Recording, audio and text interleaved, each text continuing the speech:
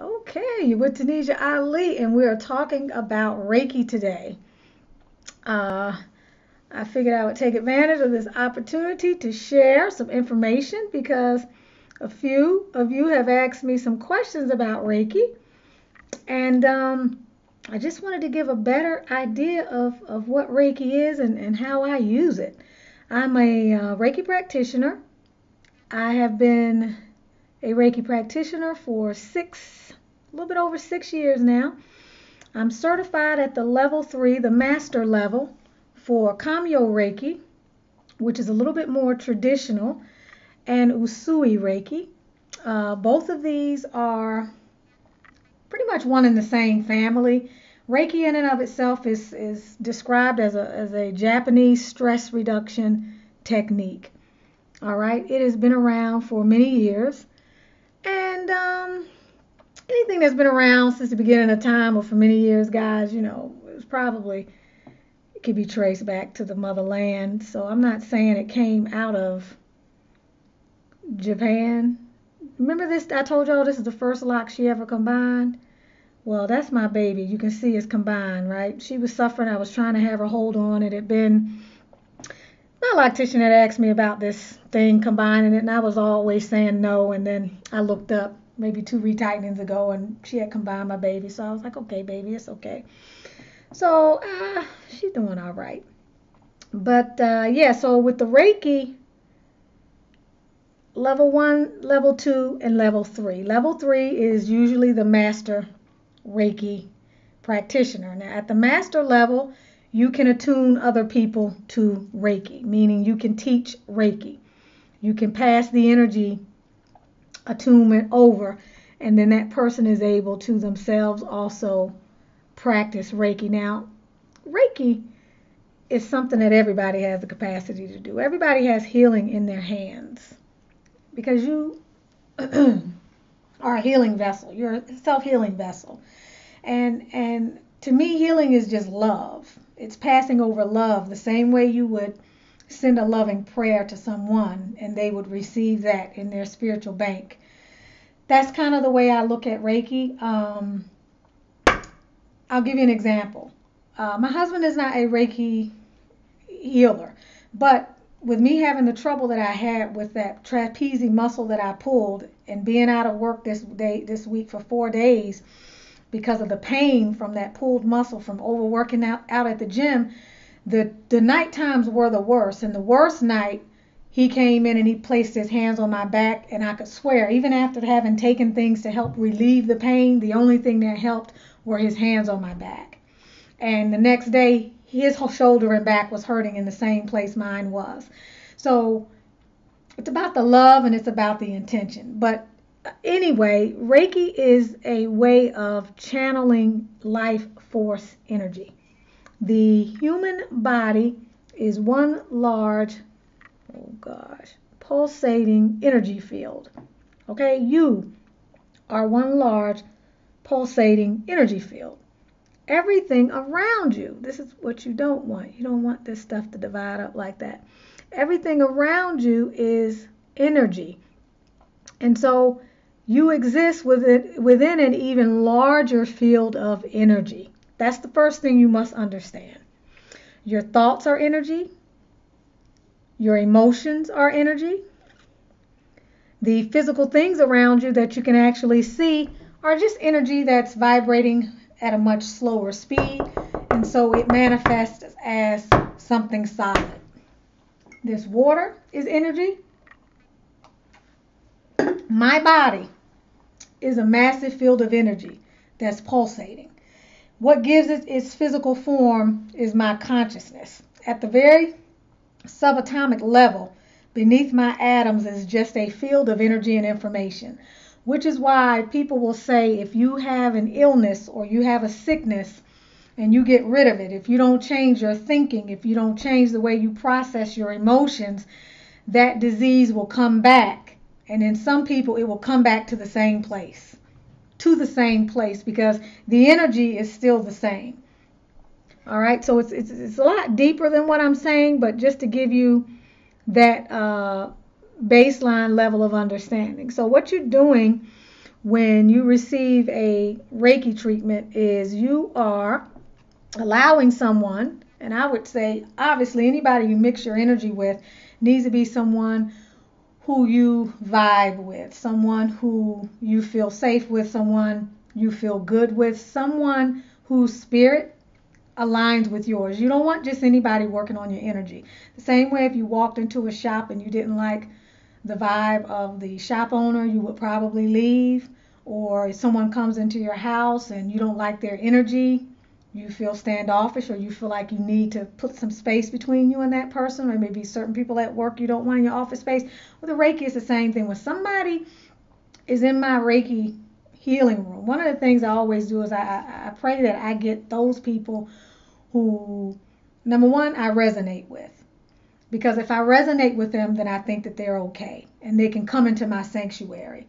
I had one person that seemed really heavy, that when I looked into her eyes one time, heavy in energy, I felt the little chill down my spine, and I said a short little prayer, and I felt some kind of way about the beginning of the session, but I tried to clear my intentions and all of that, and by the end of the session, it was an amazing experience, and she came up the next day and brought me a gift, and the light in her eyes was there at the end of the session. But the point I'm trying to make is, by the time people come in for Reiki, it's usually because they're at the end of their rope. They're tired of taking medication. Something's not working. They're being diagnosed for different things at the doctor's office, and they're not getting any results. And they begin to start to look for an alternative way of addressing their health. They may have already started meditating. They may already have been doing reflexology. They may be doing herbs. They may be doing some homeopathy. But they come in looking for something different. I see all types. I deal with people with Graves' disease, fibromyalgia, depression, anxiety, viral outbreaks, all sorts of things. And all I feel I'm doing is just a channel for energy. I set my intentions.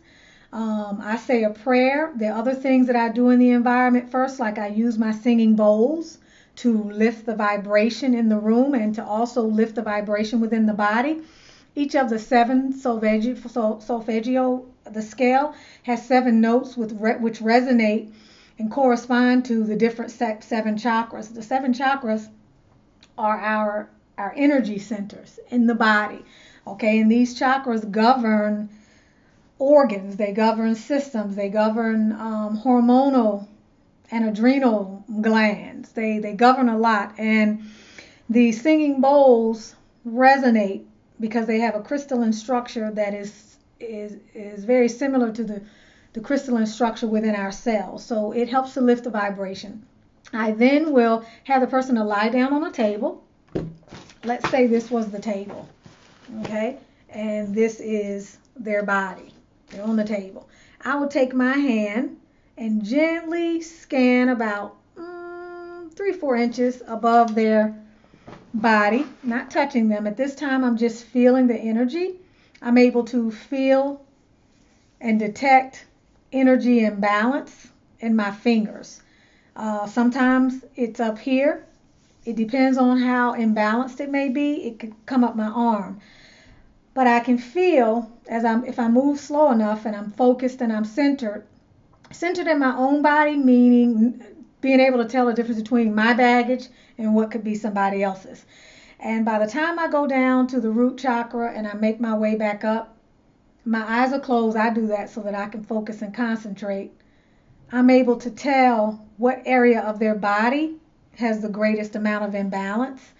And depending upon the type of session that they are having, I focus in on that area.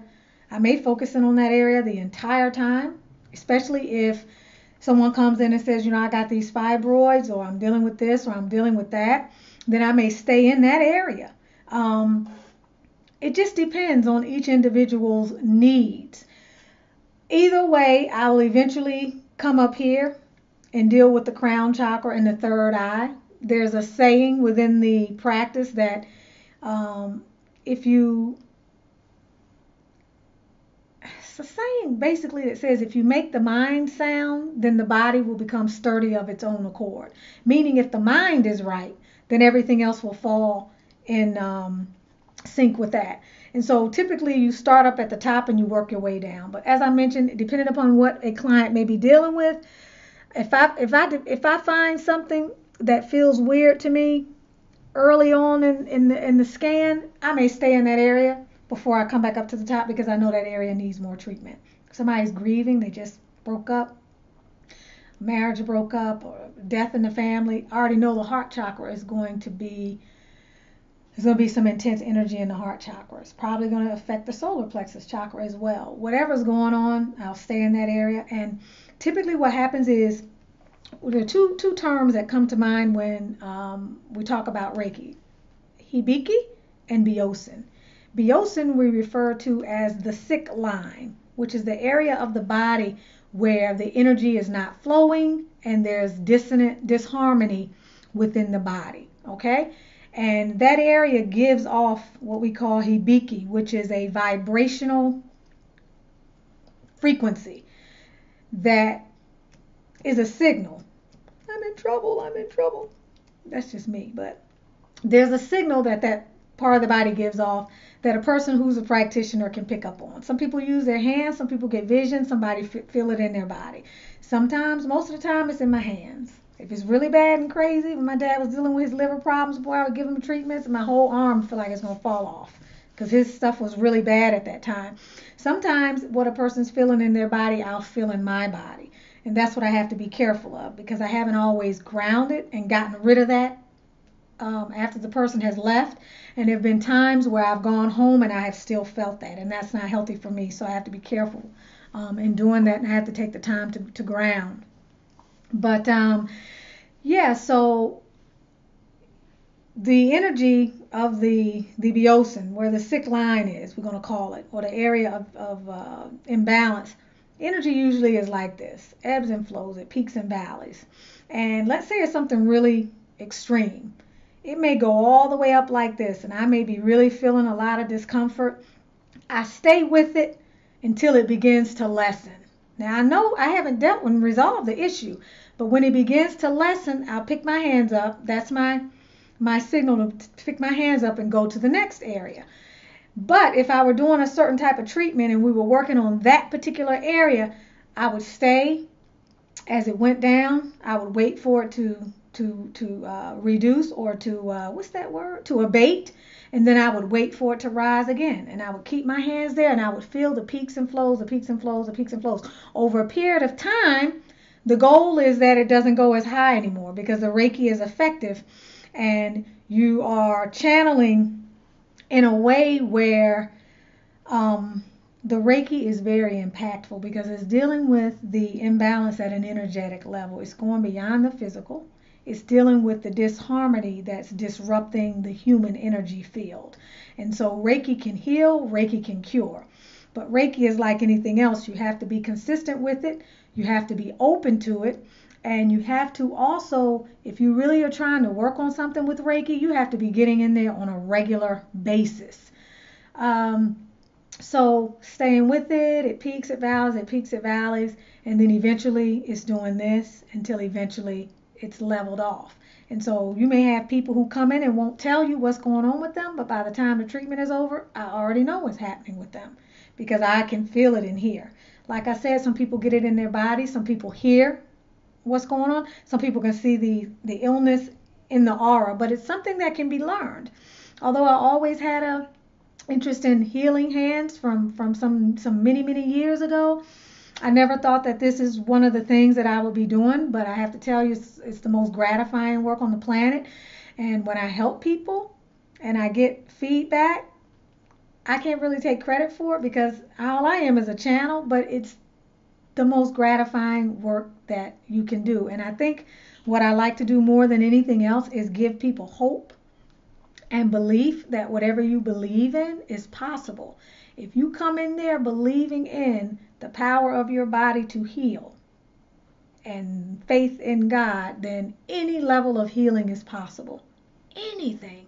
And sometimes I think that that's the only reason why people who do this type of stuff are on the planet, because they are a vehicle to get you in there to do what you're supposed to do anyway, which is give your faith over to God and have a belief. But for some people, they need a tool to do that. And so God just puts all these tools all over the place to make that happen. Sometimes that's what I think. But whatever it is that the person believes in, so that's another thing I want to say about Reiki. And if you were going somewhere to find a Reiki practitioner, how's Fifi, baby? She's good. She's going back to work. To work. Is that you find somebody who believes in your health and believes in your ability to get well. I have a lady comes to me now for Graves, and she's seeing her doctor, and he's already told her that he's giving her a prognosis that's hopeless almost. And he's always talking about her numbers when she comes in there when she's starting to feel better. And she's like, I'm not doing it anymore. You need to have a practitioner who believes in your body's ability to heal itself. And you have to believe in that, because the energy of the person that you turn your health over to, if it's not empowered, you better believe that that is going to allow some fear to creep in. And once fear creeps in, you can forget it. Once fear creeps in, you separate yourself from spirit. You forget that there's only one power in this universe, and it sure is not that little man walking around with that crazy little clipboard typing stuff into the computer telling you what your problem is, writing out your drug prescriptions. That's not where your power is. Your power is in here. Your power is here. So that's very important to keep in mind when you're looking for any type of practitioner who is practicing your wellness. She doesn't want to come on camera, but she sits there and she teases me all the time. Oh, where'd you went to Starbucks? You did. Naima, could you get mine off the counter in there? I went earlier too on my way back from Kaiser and just heat it up like 25 seconds and bring it to me. Thank you. That person needs to be a believer. If you're not a believer, ain't nothing happening. Rather, people call it the placebo effect, the nocebo effect, whatever it is. I will tell you, some years ago, I was supposed to have throat surgery. Y'all wonder why I talk so much. This was when I started my own school, and I was still working as a public school teacher in APS, and I was working 7 days a week. I had my day school. I had a teacher in there from 9 to 12 while I was over at down in APS teaching students in the technology lab. Then after I left there, I would come and do evening school, and then I was doing weekends. I had a small niche population of students that grew and grew and grew over time. And before I stepped fully out of my public school classroom position, I was teaching and burning at both ends. And by March, I had to let one of them go. I was losing my voice pretty much on a regular basis, and I couldn't get the voice rest that I needed. But the school had grown by leaps and bounds from an initial 3 students to 38, so I left. But I was still being overworked, and during that time, losing my voice, after some tests and seeing the specialist, they realized that the bottom 2/3 of my vocal cords were not vibrating. And so, of course, they prescribed surgery. And I just thought, why are you laughing now? Why are you laughing, Naima? Share the wealth. Naima. So, yeah, so this is an amazing story. Somehow, I don't need to ask somehow, through the grace of the Creator, someone mentioned to me about black seed, which is also known as Habatussoda, the blessed seed. And the tradition is that it cures everything except death. And I got this seed, and they're these little black cumin seeds, and I never knew what they were, but now I do. And I started taking them. She said it cured her mother of cancer. So I started taking them with belief. And I started putting them in my water. By this time, I'd already been prescribed to have surgery. In a couple of weeks, I was supposed to have my pre-op visit. Put it in my water. I would chew them throughout the day. I really, now that I realize that I went above and beyond and I wasn't supposed to be doing it that much, I don't really care because it worked for me. But I started overdosing on those. When I went back to that appointment, that doctor said to me, if I were to operate on you, I don't know what I would be operating on. When I went back to that doctor, my vocal cords were moving, The lesions that were on there were gone. Finito. Halas. I'm serious.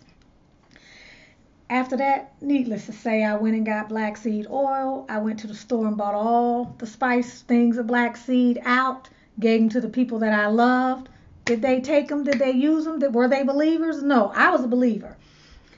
I made that a part of my regimen for some time. I still keep it around. I put it in a couple of, it's one of my secret ingredients of some of the things that I make. It is, I began to do research on it after that. It has 119 constituents, I think, that are still, they don't even know what maybe 19 of the 119 or 20 are. They don't even know, but it lowers your blood sugar. It helps with anxiety and depression. People who are diabetic should take it. It actually also, if you're doing chemotherapy or radiation, it helps to target the radiation to the unhealthy cells, helping to preserve the healthy cells. It is proven to help with so many things. I gave my sister the oil. My sister passed away some years ago. She was diabetic, and she used to get these huge abscesses on her legs.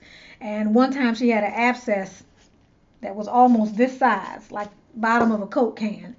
And they would go about this deep, and it would just be, it was dead. It was dying, and it was not healing. And I would give that to her to pour the oil in there, and it would bring it up and rupture and help the healing process. So the black seed oil was amazing. But I say all this to just say that we've been given so many things in creation to help heal us. The body in and of itself is an amazing miracle.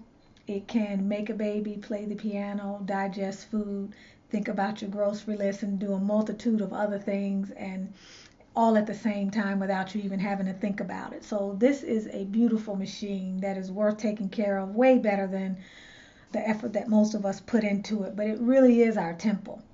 And when you start to learn more about what this body does, you know that there's an intelligence far beyond our comprehension that is responsible for this amazing thing. That's all I can say. So as it relates to Reiki, it heals, it restores, it relaxes, it regenerates, because you around your body have an emotional aura, a mental aura, and a spiritual aura. As the light of the life force energy is being channeled, it adjusts the subtleties within your energy field, your entire energy field. And what that means is, for some people, they'll have an emotional breakthrough, meaning they may have some trauma that comes up, something they forgot about, or something they thought they dealt with that they didn't deal with entirely. For other people who might have been on the brink of maybe suicide, or who may have been in a really dark place prior to coming in for a session, they leave out feeling hopeful, and you can see the light in their eyes again. They feel relief. I've had people tell me I haven't had a night's sleep this well as I did prior to the treatment in multiple years. One lady told me she was on 12 different pain medications and used to have to put a fentanyl patch on every morning. After her Reiki session, she forgot to put the fentanyl patch on the next day and wasn't feeling pain until 2 o'clock that afternoon, and even the pain wasn't half as bad as what she normally feels. So people have all sorts of experiences with Reiki, and the reason is because it works on the energy field, not the physical problem. And all the physical problems first originate in the unseen realm. They originate in an energy imbalance, a spiritual imbalance. And so that's very important. And the other thing that most people don't realize about Reiki is that Reiki can be done at a distance. It does not have to be done with you in the office. In fact, I like to say, and we have a lady on the channel, we have a few on the channel, but one in particular who I treated maybe 3 weeks ago, and she sent me a testimonial saying that her rotator cuff is pretty much, I think she said almost 85% healed, and that was just after one Reiki treatment, and she attributed it to the Reiki. So praise God, the creator, right? But yeah, and I treated her at a distance. So I like to tell people, somehow, strangely, there's a different kind of power in a distance treatment. I can't really explain it because it definitely seems to take a little bit more out of me than when I'm treating someone on the table. When I'm treating someone on the table, I feel energized and I get the treatment as well. It's coming one way. I kind of go into a meditative state, and it's kind of hard to explain, but it's very relaxing, and I feel like I get the Reiki treatment. When I do a distance treatment, it is a little bit different. And I'm not sure about that, what that's necessarily about. I've heard different things from different practitioners, but I'm not sure. There may be a different way for me to send the energy. The way that I send the energy is from mind to mind. I connect with the person like that. But I'm reading a book now that's telling me I should connect with them a different way.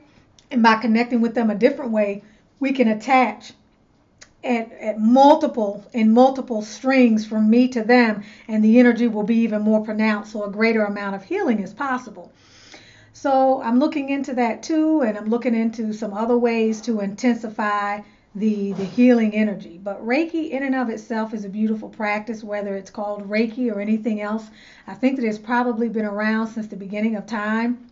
We women as healers, going back to the ancient times, have been using what some people call the laying on of hands, or all sorts of gifts that we have in terms of sending love energy to those that we care about in order to heal them.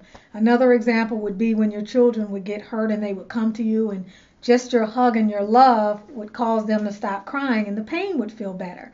You are sending them love energy at that time. But that's about some of the basics that I'll share with you this evening about the Reiki. Hopefully it made the practice clearer than maybe it was prior to, for those of you that had some questions about Reiki. Hopefully, if you are dealing with a particular health challenge and your spirit is calling you to look for something else, and you are the type of person who believes in the power of the body to heal itself, and you're also the type of person that puts your faith in the Creator to lead you to whatever it is a part of your destiny in terms of your healing, then you will seek out somebody who you can trust, and perhaps you'll have the opportunity to experience what a Reiki session can do. Because as I mentioned before, ultimately, you just need to be open. That's the most important thing. Some people will say Reiki doesn't work for people who aren't open, which is why we don't send it to people without permission. It's kind of an ethical thing. But anyway, it's been a beauty and a wonderful time talking with you all. And I'm going to sign off. I hope you have a beautiful, beautiful, lovely evening. And I release you in love and light.